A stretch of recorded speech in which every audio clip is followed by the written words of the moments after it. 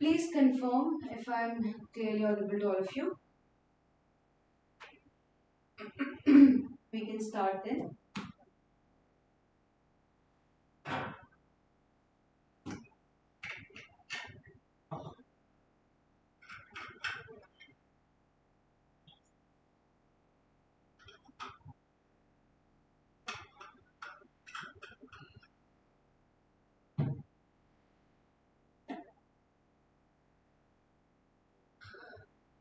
Please confirm in the chat option if I'm clearly audible so that we can start off with the class.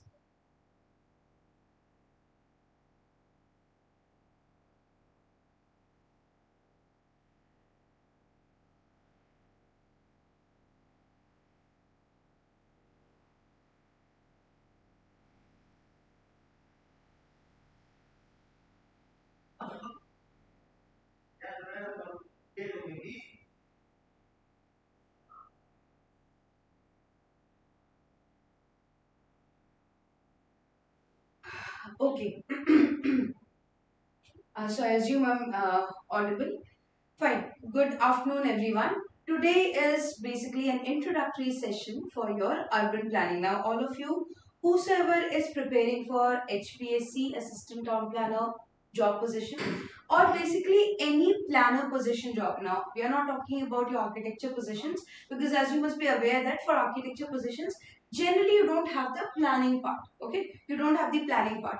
So this planning part mostly comes in the paper for your assistant town planners or any kind of town planner job, right? So if you're, let's say if you're preparing for HPSC or if you're preparing for PPSC also, this is a very important, you can say, session, an introductory session, which will kind of give you an idea as to what are the important points that you need to focus on while you're studying urban planning. Okay.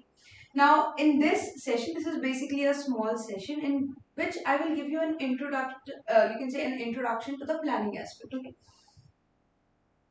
Okay, where I'm going to give you introduction to the planning part as to what urban planning is, and I will also mention a few important pointers that you should be focusing on while studying urban planning. Okay, so let's move forward and let's try to jot down a few points that is necessary or that is important from the point of view of urban planning, which is generally asked in your planning recruitment examinations. Now, when we think about urban planning, what are the let's say topics that comes to your mind? One very important topic that will definitely come to your mind is what is urban planning theories. Like planning theories, you have garden city theories there. You have concentric zone model. You have let's say your sector model. All of these things. There are multiple different theories, and these are things that come to your mind. But then there are a lot of things even before and after this particular segment. This is what this is planning theories. It's a part of it, but there are a few more things which are very important, which you should focus on, and from which questions do come in different planning examination. Whether it be DDA planning assistant examination, whether it be HPSC, PPSC, TPSC, whichever board, RPSC, okay, then these are the areas from which questions do come. So I'm going to point out a few important areas from which questions do come. Number one, planning basic. For example, what is planning?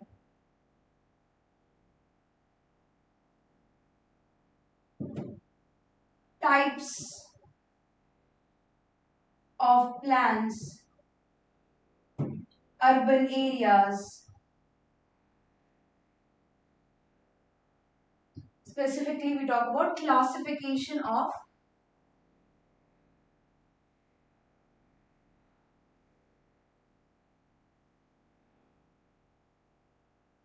settlements. First thing, basics of planning. Before we go into the planning theory part, what are the different planning theories, that is something that comes a bit later on. First thing that we have to understand is the basics of planning. That means what is urban planning, why do we need to do urban planning, what is the process that is being followed in the while doing urban planning, for which areas do we do urban planning, okay, all of these things. We talk about types of plan. Now when we are doing planning, obviously we have to make a certain number of plans, right? What are those plans, all of those things we have to talk about. Again, this is very much in depth. Okay, I've just written the topic, types of plans. Urban areas. What do you mean by urban area? We say urban planning. Urban planning means planning of urban areas. But what is urban area? How do you define an urban area? So all of those things, classification of settlements, these are your basic pointers. And please remember, you'll find questions from these parts every year in any kind of recruitment planning, recruitment examinations. You will find questions from this part. Okay. Next, now we come to your planning theories. Planning theories and proponents.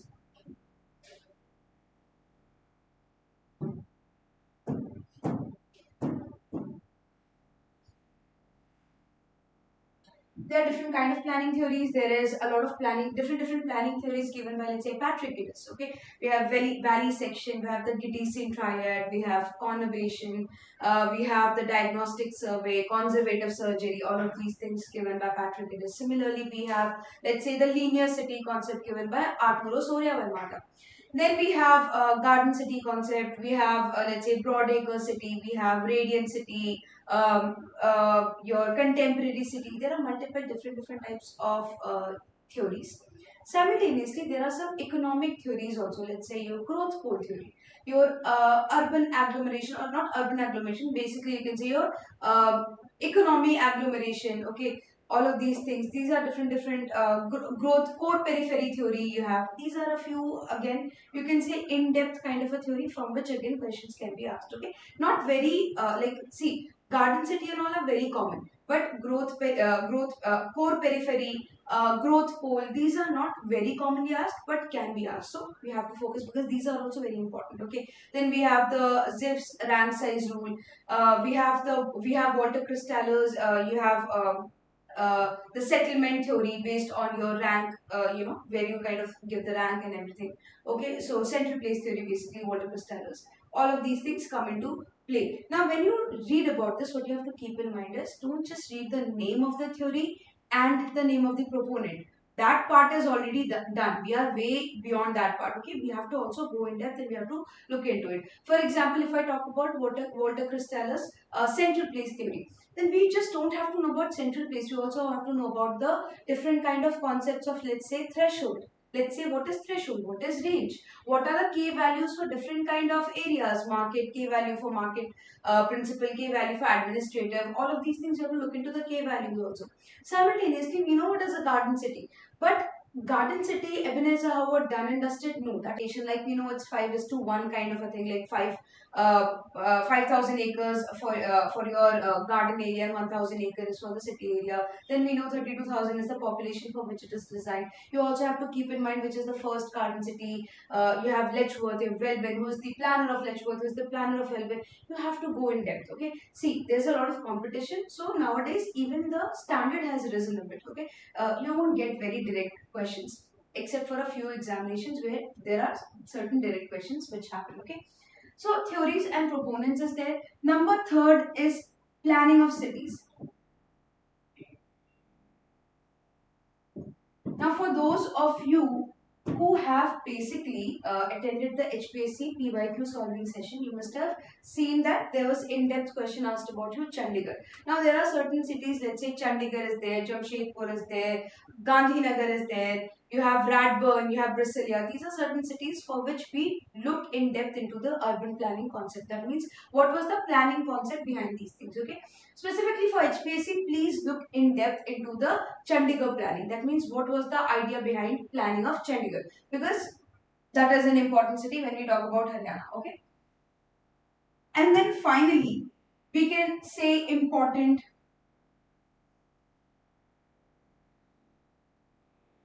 terms in planning. Or you can say important concepts in planning, like you have TOD, transit oriented development. You have, let's say, SEZ, special economic zones. All of these things, there are multiple, let's say, counter magnet town,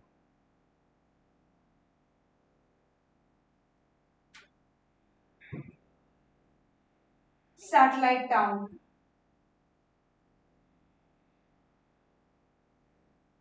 These these are important concepts. You have to understand what is a satellite town, what is a countermagnet town. You have to remember a few examples. For example, again, based on HPSC PYQ, we have seen there was a particular question from your NCR part. So again, NCR is a very important region which is situated pretty close to your Haryana, and a few area of Haryana, certain area of Haryana also comes under your NCR part. So again, NCR studying about NCR in detail is a bit important. Okay. So these are the, you can say, overall pointers which we have to focus on. Apart from this, definitely there are standards, there are URDPFI standards. And see, URDPFI standard is definitely there. Okay, we have the URDPFI standards also. You know, URDPFI is like your holy book of planning. So URDPFI standard is there. But whenever we talk about state-wise examination, we also have to focus on the state-wise matter. For example, for RPSC, you'll focus on the Rajasthan bylaws. For your HPSC, you'll focus on whatever planning bylaws is followed in HPSC. Simultaneously, if there is any kind of planning assistant examination for DDA, let's say last year there was a planning assistant examination, you have to go through the MPD, okay, Master Plan Delhi. So for different states, you do have to look into their very specific local bylaws. Okay, URDPFI is there, that is a national standard, but you also have to look into the local bylaws and have to have an idea. Like the last question of HPSC, in that they had asked Haryana specific questions, so they will ask state specific questions as well. Okay, voice is not clear. Is this is that for everybody? Can you please confirm? Am I clearly audible to all of you? And also, is the board clearly visible to all of you? Please confirm once.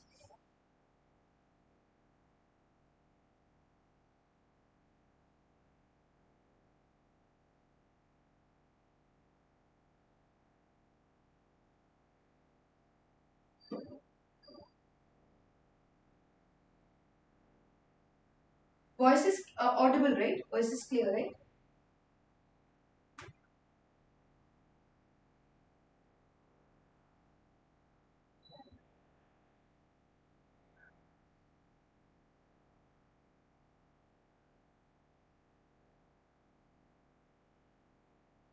Okay, fine. Thank you, Mansi. So these are the important pointers which you have to follow. Now, obviously, we cannot cover everything. This is kind of an introductory session, but we will try to look into at least this part. The planning basics. That means what is urban planning? Why do we do urban planning? What are the types of plan? What is urban area? All of these things which we will at least try to cover up the basic uh, introductory part. Okay. Now coming to the first question, what is urban planning? You have to first understand what urban planning is in order to get an idea of this subject. Without understanding, we cannot study any subject. So what is urban planning? Generally, when we ask somebody what is planning, people mostly say planning means what? Fixing the spatial, let's say, or you can say demarcating the location of different activities. Let's say you have a, let's say there is a urban area. Okay, let's say this is an urban area. Urban planning means what? Locating different activities. Let's say you are locating residential activity, you are locating industrial activity, you are locating commercial activity. Generally, people think this is what your planning is. You just keep on locating different activities. But definitely, it is also a part of planning. We have to locate different activities, but planning does not just means selecting the location or demarcating the location of different activities. What planning actually means is that when you are putting up a location for something, let's say I have put my residential here and I have put my industrial area here in a particular urban area, you also have to analyze that what are the implications that this particular location has. If I place industrial beside a residential area, will it have some kind of a negative impact? Might have. You generally don't have an industrial area beside a residential. You want an industrial area to be as far away from a residential as possible. Will my placing commercial here have any kind of positive or negative implications? Will this impact the industrial in any way? Will the industrial impact the residential in any way? Let's say that now I placed a dumping yard here. Let's say I placed a dumping yard here. Now, if I place a dumping yard here, obviously nobody would want to live beside a dumping yard. For example, when you're traveling from Delhi to Gurgaon, on the road you have a huge dumping site, right? It's a dump yard. So, generally, if you have a dumping yard, the overall price of the land will also decrease in that kind of an area, right? So location of different activities influence a lot of things. It influences the price value, the land value, the economic conditions, the development in that area. If I locate an airport here, let's say I have located an airport here, what will happen even though this might fall outside the city limits? Okay, let's say the city limits is up till this point, this purple line. But even though it might fall beyond the city limits, still what happens slowly this area also will also start developing. So location of an activity is very important in determining how a city is growing. That is why planning is not just about locating different activities, but it is also about understanding the implications, both positive and negative, that it has. Fine. Now, thus we can say that planning is basically concerned with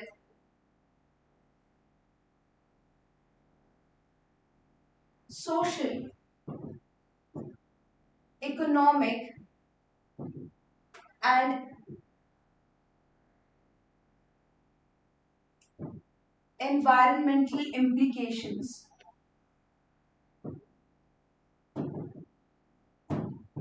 of delineating spatial boundaries of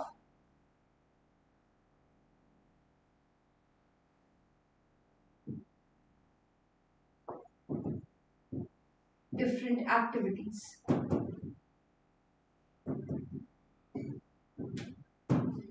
Okay, so it is concerned with social, economic, environment. Now, implications can be divided into few different parts. Social implications, economic implications, environmental implications. Let's say if I place an industrial area beside a residential area, there can be some kind of a social implication also. Let's say we know that industrial area comes up wherever you have the industrial area. What is happening around the industrial area? You have small slums which come up, right? Which might have a negative impact on the residential prices in this area. Fine. Simultaneously, let's say it can have some kind of an environmental impact also, residential area and industrial area. If it is placed so close to each other, what will happen? It will have some kind of negative impact on the residents, residents who are living there. So maybe in future we might have to introduce a green belt around the industrial in order to differentiate or in order to create a buffer area between the residential and the industrial area, right? Simultaneously can have some kind of economic effect also. Let's say the overall price of the land decreased. If it would have been a commercial area, things would have been completely different. But since it's an industrial area, it is completely different. So we try to basically understand the implications in terms of economic, social, and economic aspects of the delineation. Delineation means what? Delineation. Delineating, this term means what? Delineation, delimitation, these are similar terms. Means what? Defining boundaries. You must have heard this term in elections. They say we are delimiting the constituencies of the in a state, right? Delimiting means what? Again, it's like drawing the boundaries. Simultaneously, delineating means also means drawing boundaries, or you can say demarcating boundaries of a certain area. This is what your urban planning is about. So therefore, urban planning you can also say is concerned with basically, or you can say includes preparation of plans for regulation and management of cities' growth.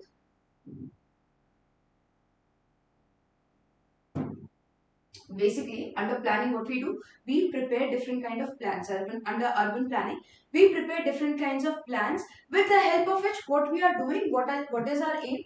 Our aim is to basically regulation and management of the city's growth. We try to regulate. See, growth of a city takes place, on its own. It's not something that is, if we just leave a city, if we just, let's say, we don't stop planning for a city, still the city will keep on growing, right? Our job is to make sure that the growth is taking place in the correct direction. Let's say if the city is growing, let's say if a city is there, and if a city is there, and let's say this is a transport network. Let's say over the period of time, the city is growing in this direction. And let's say we have some kind of a reserve forest area or eco-sensitive area on this particular part. So we don't want the city's growth to happen in this direction anymore. Maybe we want the city's growth to happen in that direction. So what we do? We provide certain kind of an amenity. Let's say we provide some kind of hospital, airport. We provide a better road. We improve the road conditions. You must have seen whenever there is some kind of a road construction going on, what happens? Let's say on the outskirts of a city, there is a road construction, road has been constructed. All the basic civic amenities like pipeline, sewerage, your electricity are laid down. After that, what happens? Instantly, the land around that road, it starts getting sold off, right? Simultaneously, let's say if you allot a land for any kind of infrastructure building, let's say airport or multi-specialty hospital, then what will happen? The area around that will also keep getting sold out, right? It will start getting developed. This is how you push direction, growth of a city in a certain direction. You're regulating, you're managing the growth, right? This is a job as an urban planner. You have to manage the growth of the city, right? So basically, this is what your urban planning is. Now the question comes, why do we need urban planning? Urban planning is kind of a, you can say it's kind of a coordinating device, right? See, in a city, when you are planning a city, there are multiple different departments which are involved. There's a transportation department, there's water supply department, there's sewerage department, there is school education, it's a different department, health is a different department. As a urban planner or in urban planning, it is the job of a planner to basically coordinate everybody and make sure everybody is basically on the same table. We know that what happens. We just now saw one thing, that transportation network does influence the growth direction, or you can say growth of a city. So that means what? The level of growth will to some extent be determined by the transport network. If your transportation network is good in a certain part, let's say in this particular part of the transportation network is good, then the development around that area will also be very high, right? You must have seen in your metro cities, like let's say Delhi. You must have seen around the metro corridor there is a very high rise, high density development. Those are known as transit oriented development. Why? Because along the transit corridor there is a high potential for development. That is kind of, you can say, this potential is kind of given by the transit corridor. So that is why we cannot lay the road, there are five people who are laying the road and then five people who are doing the planning on their own. Different departments doing different things on their own. This cannot be done. You have to make sure that everybody is basically on the same page. So it's kind of a coordinating tool who coordinates between the different departments and make sure everybody is thinking on the same page. First, that is why we need planning. And secondly, we need to make sure that the city is growing in a very healthy manner, right? It should not be something that, okay, organic growth has happened, now what am I supposed to do? No, that kind of a situation should not come. We have to make sure, as an urban planner, basically, what is the job is that you have to make sure that the city is growing in a way so that it is good enough to live. Like for example, today, right now, as we are having this class, there is a continuous news that is going on that Delhi is basically under flood alert, right? A lot of area in Delhi has already is already filled with water, like the Red Fort area, the Okhla side. It's pretty much filled with water till the waist level as we are speaking right now. These are the problems that do happen, right? You must have seen, just like past 1-2 days, there was a little bit of rain in Delhi and a lot of areas were flooded. This problem of flash flooding. This happens when things are not properly planned, which is happening in a lot of metro cities in India right now. So this is a job as a planner, that you have to make sure that even if this kind of a situation does arises, there has to be certain solutions to basically cater to this situation. Okay, that is why we need urban planning. Now, when we talk about urban planning, that means what? Planning of urban area. Question comes, what is an urban area? What do you mean by an urban area? Okay. Now, there is a definition which is given by for urban area, and this definition is basically given by your Census of India.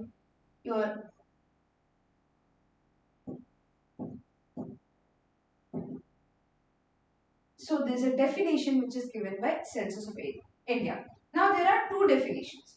The first definition says all areas having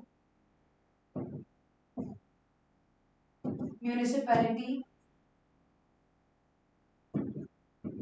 municipal corporation,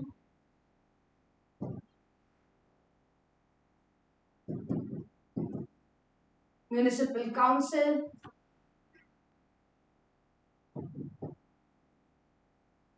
cantonment board,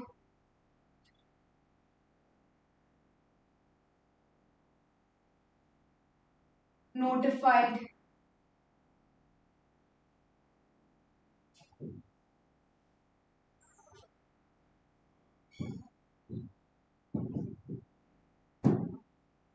committee. Okay, so first thing what they are saying that all areas which have a municipal council, which have a municipal corporation, has a municipal let's say has a municipality, has a cantonment board or a notified town area committee, all those area are basically your urban areas. So any city, any area which has a municipal corporation, municipal committee, your municipal council, municipality, cantonment board, or your notified town area committee, those areas or those places are basically defined as an urban area. Okay? So if you see an area with these kind of boards, these kind of, what are these? These are your local authorities. ULBs. We call them what? We call them ULBs. These are what? Your ULBs. ULB means what? Urban local body. These are the bodies who are responsible for the administration of a particular area. Okay, so if there is a city and there is a municipal corporation in the city, that means all the administrative work of that particular city is looked upon by the municipal corporation. This is what it basically means. Okay? These are the urban local bodies, and urban local bodies were given power under the 74th Constitutional Amendment Act. Okay? ULBs were given power under 74th Constitutional Amendment Act. So when you are studying, try to relate. There are multiple things which you can correlate in a particular, in a particular topic, and it is kind of a revision for you. Okay. So first definition as per Census of India says what? That any area which has these boards, that area is an urban area. And second definition says areas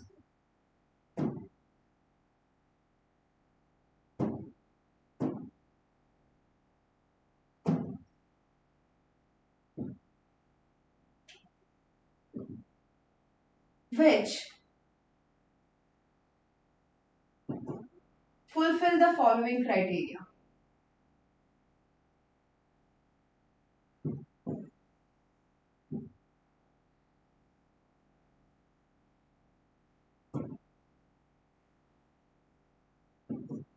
What are the criteria? There are three criteria which have to be fulfilled. Number A, at least 5,000 population. ठीक है. B,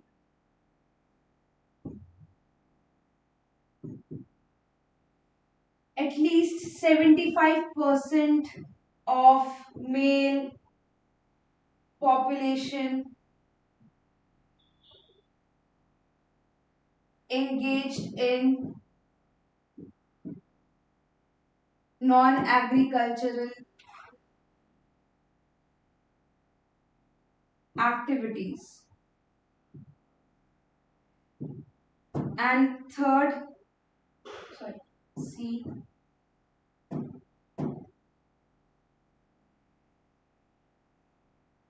the density, that is your population density, should be 400 persons per square kilometer, at least. Okay, minimum.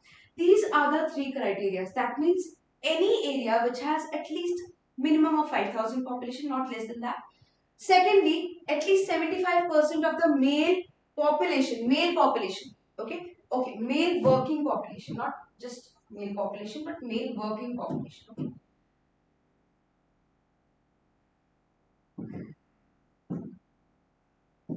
75% of the male working, not just working population. Working population will include both male and female. 75% of the male working population should be engaged in non-agricultural activities. Agriculture activities you are aware of. Non-agriculture activities are everything else that does not include agriculture. Okay.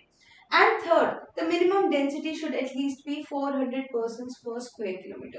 If any area fulfills these three, that area can also be defined as or that area can also be classified as an urban area. Okay? So there are two definitions. First, what they are saying, any or all areas which have municipality, municipal corporation, municipal council, cantonment board or notified town area committee, those areas are straight away declared as a urban area. Fine. But what about areas which do not have these bodies? There might be a lot of areas which do not have these bodies. So how do we define whether they are urban areas or not? Based on these three criteria. All three have to be fulfilled. It's not like any one of these, okay? All three. So when an area fulfills all three of these criteria, what are these criteria? At least 5,000 population, at least 75% of the male working population engaged in non-agricultural activities, and density of population should at least be 400 persons per square kilometer. Only when an area fulfills these three, we will be declaring that area as an urban area. Fine. So we do planning for urban areas, and urban areas definition is given. Now again in HPSC also, if you have solved the question paper with me, you might remember that there was a question based on these three criteria. Okay? If you remember, then there was a question, basically there were four options and they were saying that which is not a correct option for classifying an area as an urban area. Okay? So again, these are the parts from which questions can be asked. Now there are names that we call for these two areas. Okay, this is category 1 and this is category 2. So urban areas which are classified based on your category 1, urban areas which are classified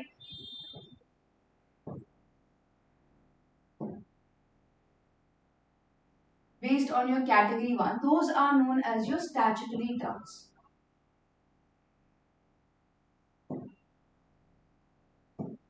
And urban areas which are classified as per your category 2, those are known as your census towns. Okay? So based on the category 1, that means this category 1, whichever city we classify as an urban area based on this category, those cities we call as statutory towns. Statutory, why statutory? Statutory term comes from statute. Statute means what? Pertaining to law. These areas are basically notified under law.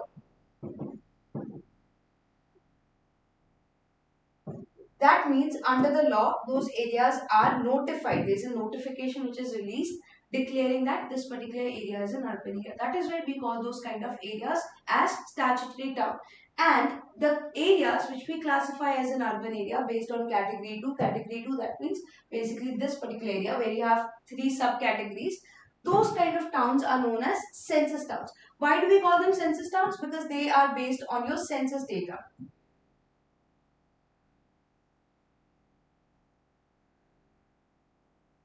So if you want to remember which is a census town and which is a statutory town, then you can remember that the one that we classify based on your census data means what? Your census 2011, last time the census was held was in 2011, and census data means what? Population. Where do you get your population from? You get your population from census, right?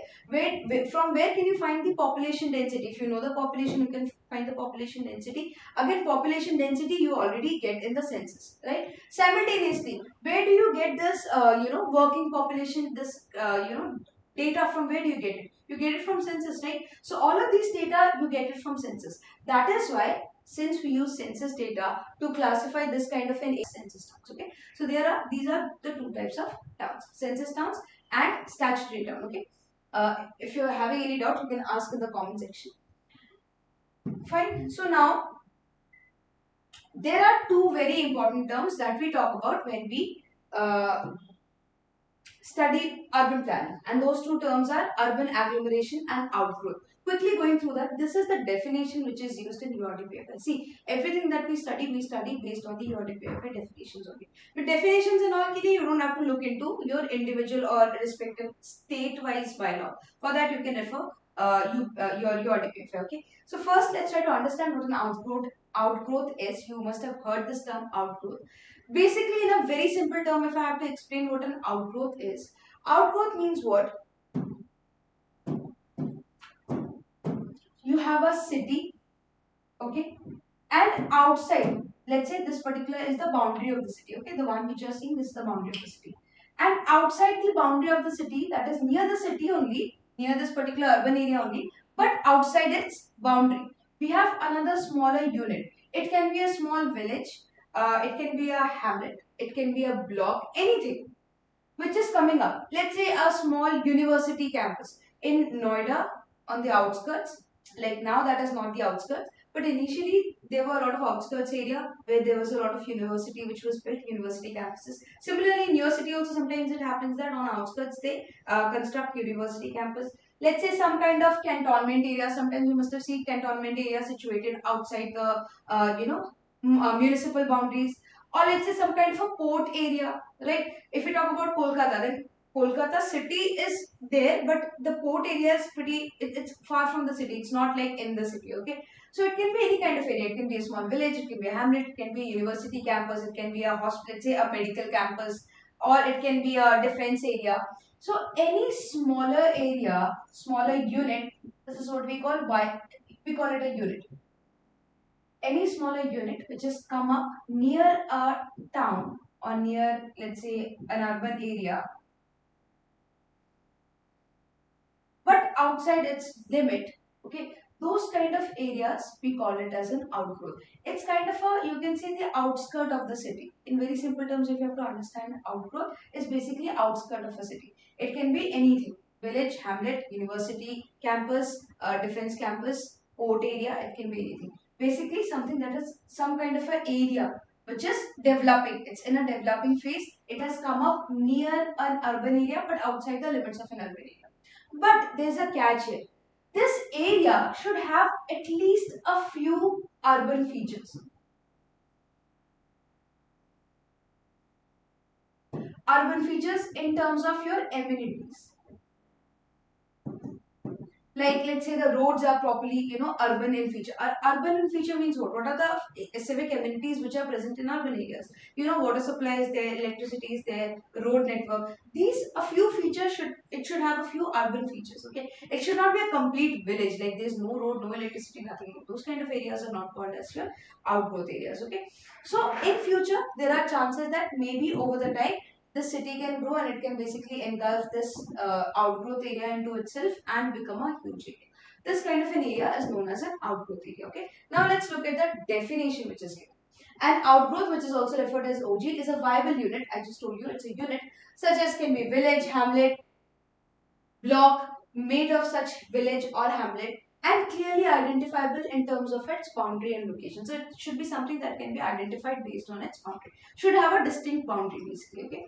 Example can be, it can be a railway colony, it can be a university campus, a port area, military camp, etc., which have come up near a statutory town. Something that has come up near a statutory town. So this area should be this urban area should be specifically a statutory town, not a census town. It should be specifically a statutory town. Okay, something that has come up out near a statutory town, outside its statutory limit. Statutory means outside its legal limit, but within the revenue limit of a village. Revenue limit of a village means what? See, even though this particular area is outside the limit of this particular statutory town, but it does fall under some, let's say some kind of a zilla or some kind of a, intermediate level, some block level. It does fall into some block level. Revenue, why do we say revenue? Is because, see, when you're, let's say if you're doing any kind of construction in this particular statutory town, maybe you have to give taxes. You have to pay taxes to the municipal corporation or whosoever is in charge of that particular area. But just because this part or you can say this particular outgrowth is coming up outside these particular city limits, doesn't mean that if you are doing any construction here, you don't have to pay taxes. No, you have to pay taxes to whom? To the whatever authority. Let's say you have Zilla Parishad or Panchayat Samiti. So it does come under your revenue limit of some other body. Okay, maybe not the city, but some other body. While determining the outgrowth of a town, it has been ensured that it possesses the urban features in terms of infrastructure and amenities such as pakka road, electricity, tap, drainage system, medical facilities, banks, etc., and physically contiguous with the core town of the urban agglomeration. So while you are determining whether an area is an outgrowth or not, you have to also make sure to see that it does have the urban features in terms of infrastructure and amenities. You cannot right away say that a village, it's a plain village. You cannot consider plain village as an outgrowth. It should have some kind of a development potential. Let's say there are small banks, small things. Basic development is there. It should not be completely rural area. Okay, this is what your outgrowth is. Now, let's talk about urban agglomeration, which is again a very important term when we talk about it. When we study about planning, urban agglomeration is what? It is a continuous urban spread constituting a town and its adjoining outgrowth, or two or more physically contiguous towns together with or without their outgrowths. That means it can be either one town and its OG. Okay?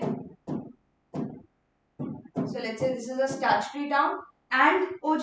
So this itself, this can be an urban outgrowth, or it can be two towns. It can be two towns. And let's say this has a OG here and this has a OG here. Or maybe they do not even have OGs. Maybe they just don't have OGs, okay? So this can also be an urban agglomeration. Either you have one town and its OG together forming an urban agglomeration, or it can be two physically contiguous. Contiguous means there's some kind of an attachment. These are two different towns, but basically they are blending into each other. For example, let's say Delhi and Gurgaon. These are different cities, right? Likewise, but when you travel from Delhi to Gurgaon or travel from Delhi to Noida, you don't find that kind of a break. Like, yes, there is a break, but you won't completely say that this is where Delhi ends and this is where Noida. It's difficult to say while you're on the move, right? So contiguous means basically something that has kind of merged into each other, with or without their outgrowth. So maybe Noida also has its outgrowth, Delhi also has its outgrowth, or maybe both don't have their outgrowth. Okay, so together also they can form a urban agglomeration. Okay, now urban agglomeration, it's not that simple. Like any two area together with their outgrowth, urban agglomeration, no, it's not that simple. Okay, urban agglomeration must consist of at least one statutory town. It's a basic requirement. It must consist of a statutory town. That means even if you have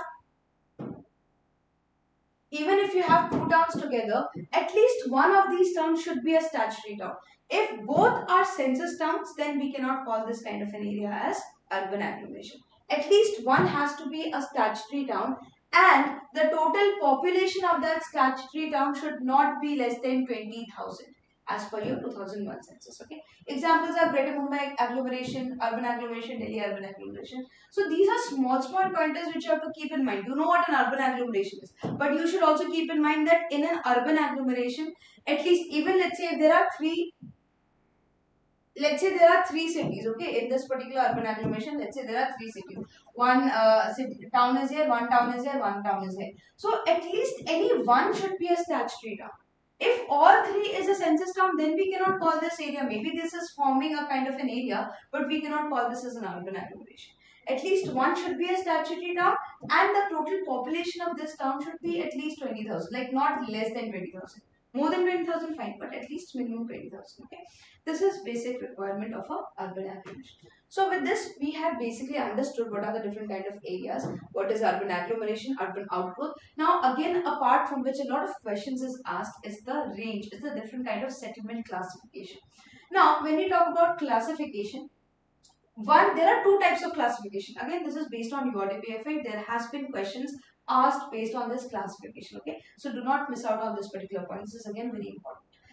There are two types of classification. One classification is based on small town, medium town, large city, metropolitan city, and megapolis, right?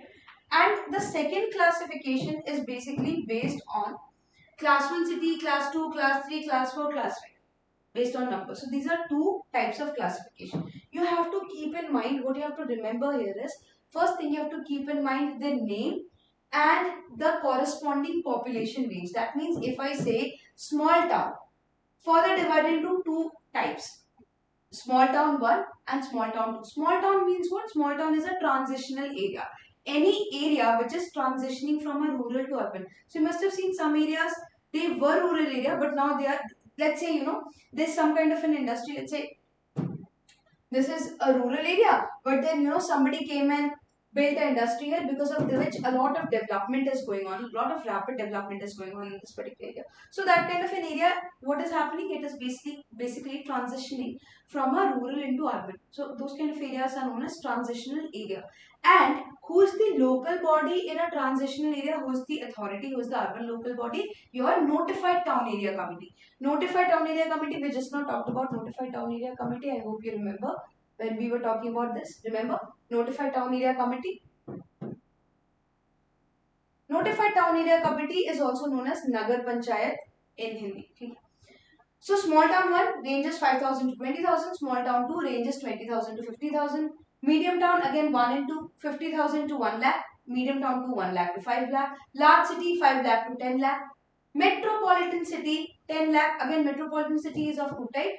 City 1 is 10 to 50 lakh and city 2 is 50 to 1 crore. See, metropolitan city you will get here also and you will get here also. Million plus city, basically metropolitan city only. Okay.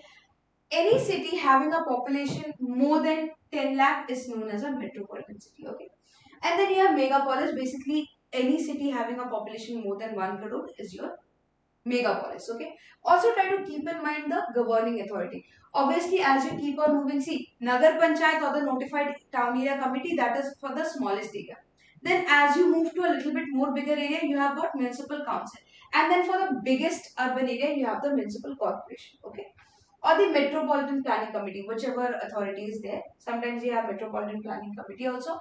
Sometimes you just have municipal corporation. Okay. Like Delhi, के लिए you have municipal corporation Delhi. Then the next classification is based on your class. Okay, so you have class 6 cities, that is below 5k. So below 5k is not even an urban area. We just now saw urban area should at least have 5,000 population, right? So below 5k, it's basically not an urban area, but it may not be a census town. It can be a statutory town, right? Sometimes what happens, small areas also, if it is important, then government can make a municipal corporation or a council for that area, that will become a statutory town. Okay. Then class 5 city is basically 5,000, 10,000. 4 city 10 to 20k, 3 city 20k to 50k, class 2 city 50k to 1 lakh, and then you have class 1 cities that is more than 1 lakh. Again, below million plus means 1 to 10 lakh and above million means what? 10 lakh is basically 1 million. So, million plus cities means above 10 lakh. Million plus cities are also known as metropolitan city. Remember this. Any city having a population more than 10 lakh is known as a metropolitan city. And then megapolis, we just now saw in the previous table also here. You saw megapolis. Megapolis, mega city, same thing. Cities having a population of more than 1 crore. Now, obviously, you have to remember this and you also have to remember the name of the city. But one more thing which you have to remember here is this particular part. Number of statutory towns 4041, number of census towns 3892, total number of towns 7933. Question have been asked based on this also in HPSC as well. Okay. Again, question in HPSC has been asked based on your the range also. Okay. So keep these in mind. In different examination, they can ask you what is the population of, let's say, megapolis city, or what is the population of class 3 city, or what is the population of a medium town, medium town 1. What is the population range? They can ask you, or they can give you a match the following kind of thing also, right? So you have, this is a very important pointer from which questions can be asked. Okay. Basically, this is we have already discussed about it. Now, quickly, just revising through a very short point before we end today's session is the planning systems. Planning system means different kind of plans that we make. So again, this is also a table which is basically taken from your URDPFI, right? In this, there are different kind of plans that we generally prepare in your planning system. Like for example, overall we can say in planning system there are two types of planning. One is your core area of planning and second is your specific or investment planning. Core area of planning means what? These are the kind of plans that we prepare for every urban area. And special investment planning means what? These are very special purpose plan which is only prepared under special conditions. Right? This is what we mean. Now, in your core area of planning, first you have perspective plan. Perspective plan means what? Perspective. The term perspective means what? Vision. Right? Your opinion, your vision, your idea. So perspective plan में what we do, we basically give a broad aim and broad statement. Let's say you must have heard, the politicians sometimes they say that we are going to give more jobs, right? That is a broad statement. But let's say to give more jobs or to increase the employment, what are the steps that you have to take? I will increase employment. That is a broader statement. That is an aim, right? But there are steps that you have to take. Let's say you will make industrial areas, or let's say you'll do new kind of constructions. Let's say you're doing some kind of road construction, some kind of development work. When you're doing any kind of development work, what is happening? Definitely, that area is getting developed. But with that, what is happening? You are, generating some kind of an employment, right?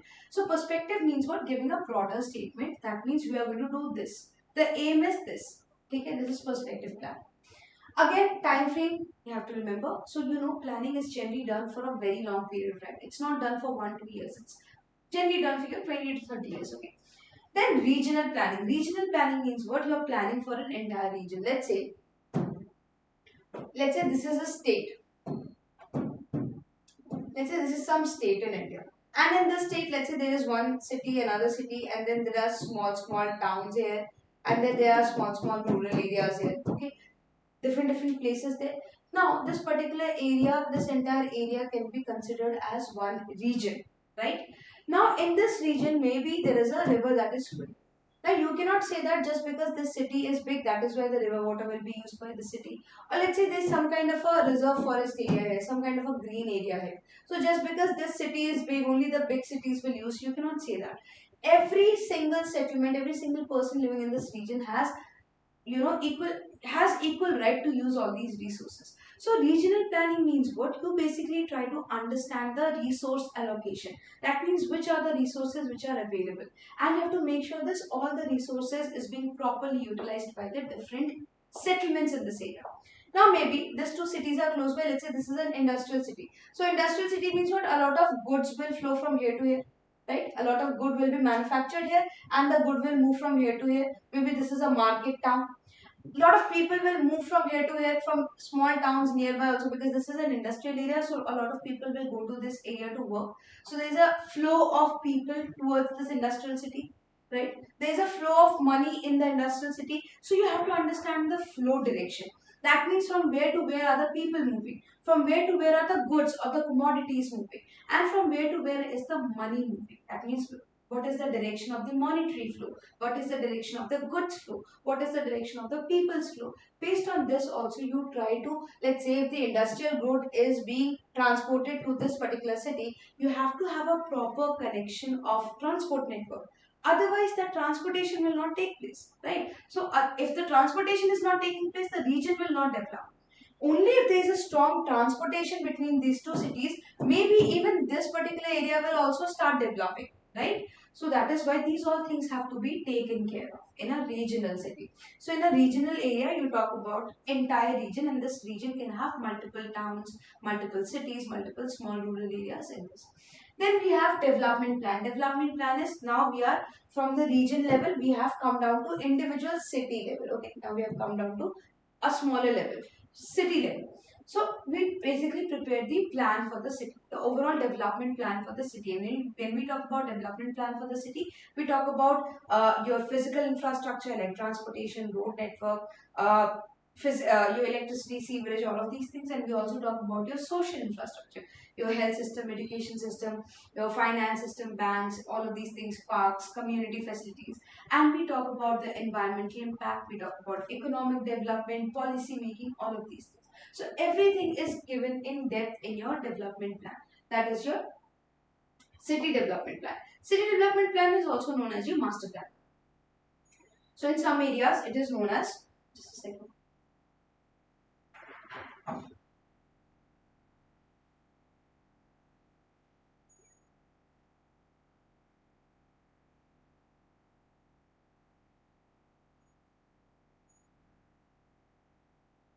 Okay.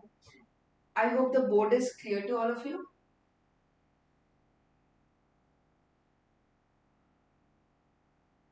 Yeah, now it is clear, right? Yes. Okay. So as I was saying that development plan is basically for the entire city.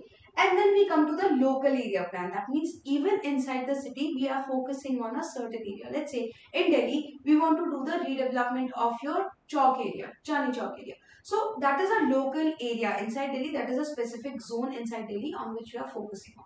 Okay, so that is a local area plan. So if you want to do any kind of redevelopment plan, any kind of town planning scheme, any kind of ward committee plan, any kind of, let's say you have in a city, let's say you have a coastal area. Let's say there's a this particular part is a coastal area. So you can have different kind of management, different kind of redevelopment area, different kind of plan for that specific coastal area. Okay, these are the four plans which comes under the core area of planning.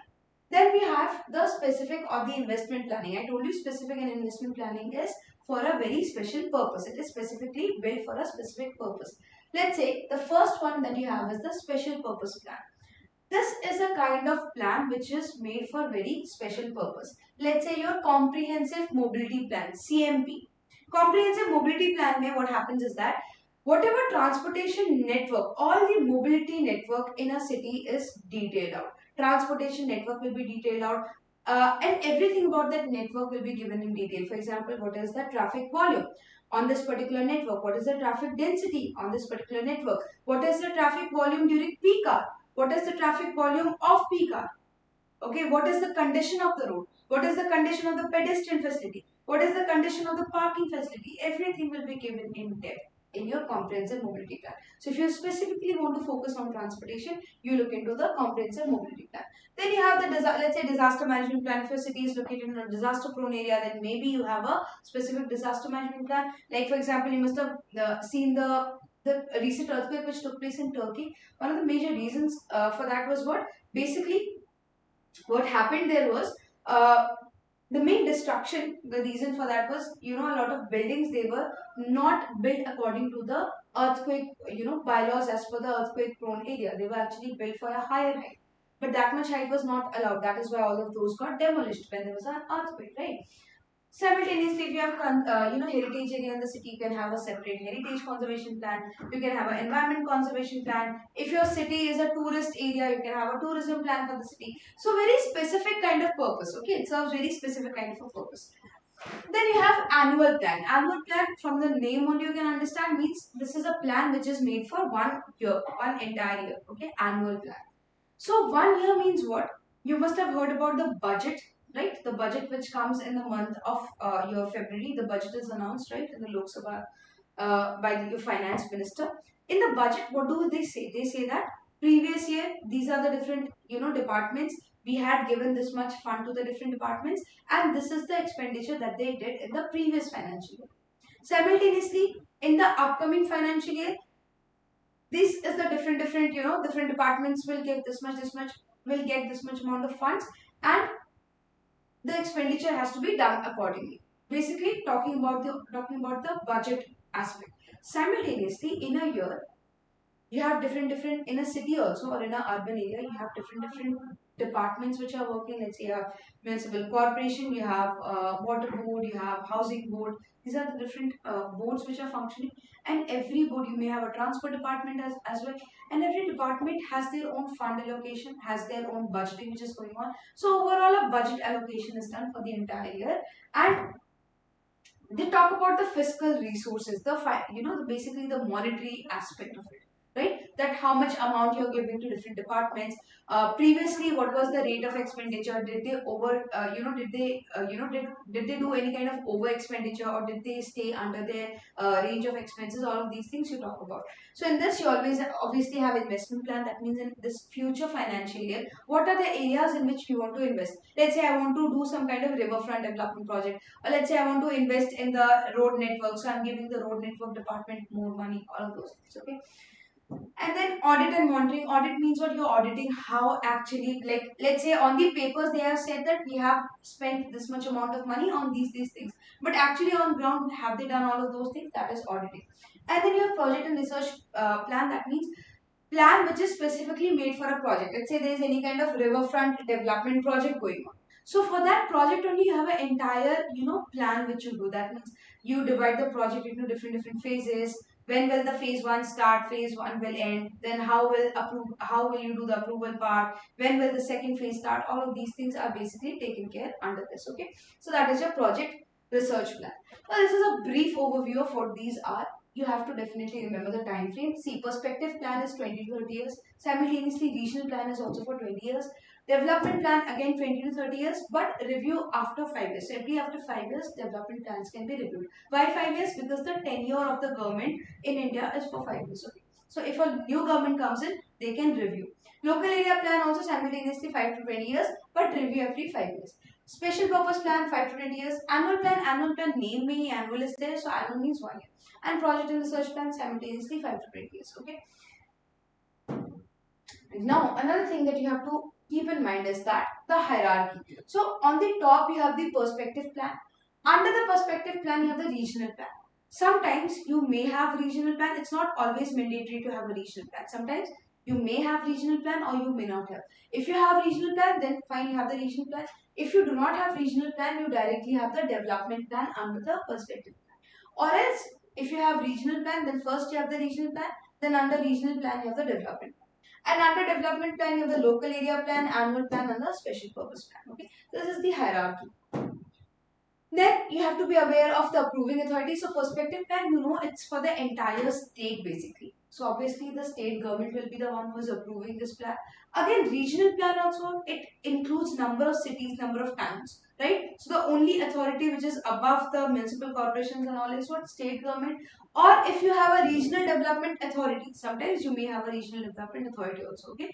If not, the state government, if you have a RDA, then RDA is responsible for the approval, okay? Then you have the development plan. Development plan is done for the city. So city ka authority was the city's authority, municipal corporation or the development authority. Annual plan also for the city, again municipal council, corporation or the development authority. Similarly, zonal development plan is also done for city only, municipal corporation, development authority or MPC. MPC is Metropolitan Planning Committee.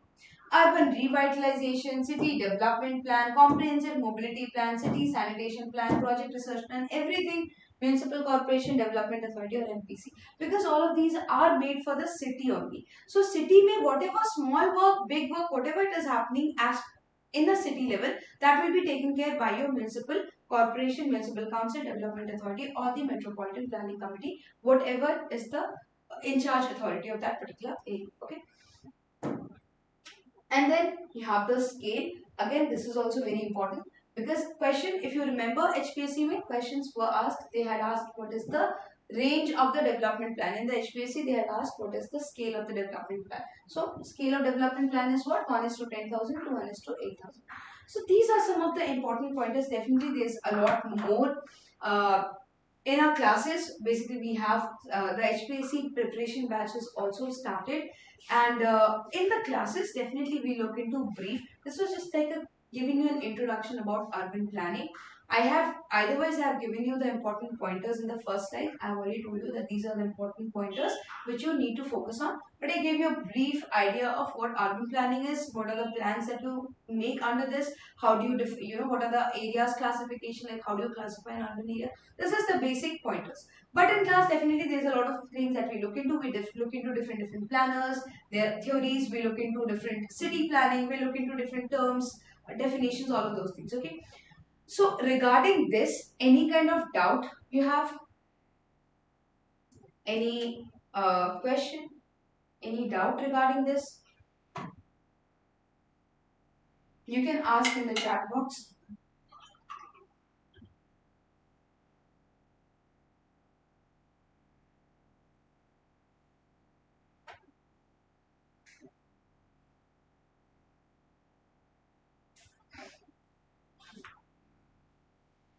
If you don't have any doubt, then basically we can finish off the session here, because this is like a introductory class for your urban planning.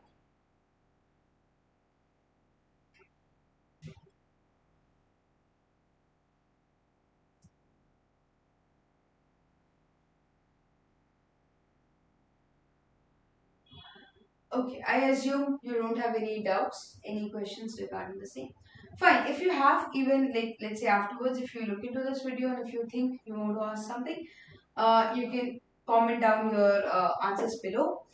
Otherwise, if you think you want to get associated with KP GATE classes in your preparation for HPSC or PPSC or other examinations like DDA, CPWD has also released multiple vacancies, right? If you want to get associated, then definitely you can get in touch with our counselors.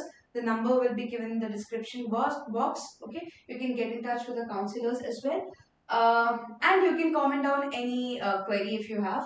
Also, please make sure you subscribe to the channel because a lot of live sessions will be coming up in future also regarding different kind of question paper solving or regarding different kind of subject matters as well. So in order to stay updated with all of those things, make sure you subscribe to the channel. And if you felt this video was helpful to you in giving you a little bit of introduction about urban planning, make sure to like and share it with your friends as well. With this, we have come to an end of this session, and again, any queries you can drop down or you can get in touch with our counselors. Thank you very much for joining in for this particular session.